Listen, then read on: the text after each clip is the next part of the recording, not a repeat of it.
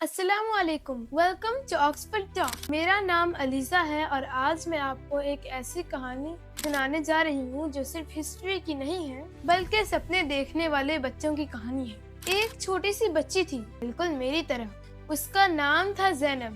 جب اس سے پوچھا جاتا تم بڑی ہو کر کیا بنو گی تو وہ مسکرا کر کہتی ڈاکٹر، لیکن ایسا ڈاکٹر جو صرف میڈیسن نہ دے بلکہ بیماری کو سمجھے بھی۔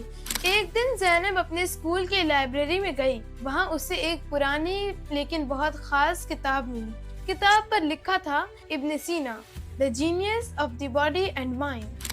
جیسے ہی زینب نے کتاب کھولی، اسے لگا جیسے وہ کسی کہانی میں نہیں بلکہ ہسٹری کے اندر چلی گئی ہو۔ اس نے پڑھا کہ ابن سینا سن 980 میں بخارا میں پیدا ہوئے۔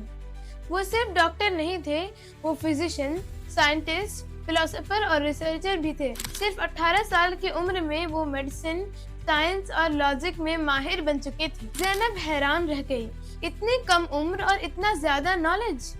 ابن سینا بیماری کو صرف سمپٹم سے نہیں دیکھتے تھے، وہ اس کی روٹ کاز تلاش کرتے تھے۔ انہوں نے بتایا کہ برین سوچنے، یاد رکھنے اور محسوس کرنے کا سینٹر ہے، نروس باڈی میں میسیجز پہنچاتے ہیں، ہارٹ صرف ایموشنز نہیں بلکہ بلڈ سرکولیشنز کے لیے ضروری ہے، اور لنگز ہمیں سانس لینے اور بلڈ کو صاف کرنے میں مدد کرتے ہیں۔ لیکن سب سے انٹرسٹنگ بات یہ ہے کہ ابن سینا صرف کتابیں نہیں لکھتے تھے، انہوں نے علاج کے لیے میڈیکل ٹولز بھی بتائے۔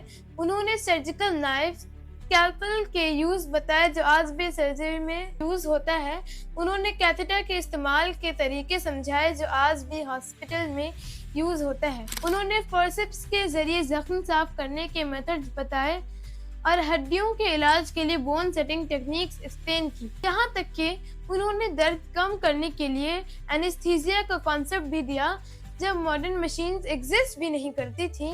سوچئے، نہ مائکروسکوپ تھا، نہ ماڈرن لیبز تھی، صرف آبزرویشن، تھنکنگ اور سیکھنے کا جنون تھا۔ ابن سینا نے ایک فیمس کتاب لکھی جس کا نام تھا القانون فی الطب، دی کینن آف میڈیسن۔ یہ کتاب قریب 600 سال تک یورپ کی یونیورسٹیز اور ہاسپٹلز میں پڑھائی گئی، اور جب یورپ ڈارک ایج میں تھا تب ابن سینا کی کتابیں وہاں نالج کی روشنی بن کر پہنچی۔ یہی نالج آگے چل کر رینیسنس اور سائنٹیفک ریولوشن کی وجہ بنی۔ زینب نے کتاب بند کی اور کہا، اب میں سمجھ گئی ہوں، ڈاکٹر وہ نہیں جو صرف میڈیسن دے، اصل ڈاکٹر وہ ہے جو باڈی، مائنڈ اور ہیومن فیلنگز تینوں کو سمجھے۔ اور آج میں علیزہ آپ سب سے یہی کہنا چاہتی ہوں، اگر ایک انسان 1000 سال پہلے اتنا کچھ سیکھ سکتا تھا تو ہم کیوں نہیں؟ بس ضرورت ہے سوال پوچھنے کی، دھیان سے پڑھنے کی اور انسانیت کے لیے کچھ کرنے کا سپنا دیکھنے کی۔ شاید آپ کے اندر بھی ایک چھوٹا سا ابن سینا چھپا ہوا ہو۔ آپ سن رہے تھے آکسفورڈ ٹاک اور میں تھی Alizeh. Thank you for listening, اور یاد رکھیے، لرننگ کبھی رکنی نہیں چاہیے۔